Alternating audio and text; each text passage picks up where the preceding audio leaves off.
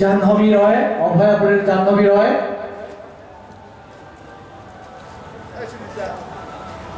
আমাৰ অন্যতম বিচাৰক চৌধুৰী দাসদেৱ, মুকুট দাসদেৱ আৰু হিমাংশু বৰুৱাদেৱক মঞ্চলৈ আহ্বান জনাইছো। বৰ্ণানী জাহ্নবী ৰয় হয়নে তৃতীয় স্থানৰ বঁটা বিজয়ী জাহ্নবী ৰয় বঁটা প্ৰদান কৰিছে কবিন দাসদেৱে ভৰিছে আশীৰ্বাদ লৈছে।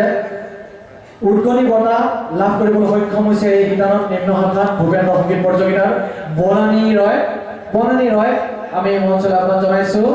বৰ্ণানী কণমানি শিল্পী ৰাইজে খুব জোৰ হাত চাপৰিৰে তেখেতক আদৰণি জনাব। বৰ্ণানী আহা দৌৰি আহা ধুনীয়া ষ্টাইলত আহিছে। আমাৰ কবিন দাসদেৱে বঁটা প্ৰদান কৰিছে আশীৰ্বাদ দিছে। বৰ্ণানী ৰয় এইবাৰ ভূপেন্দ্ৰ সংগীত প্ৰতিযোগিতাৰ উচ্চ শাখাৰ বঁটা প্ৰদান কৰিবলৈ লৈছো।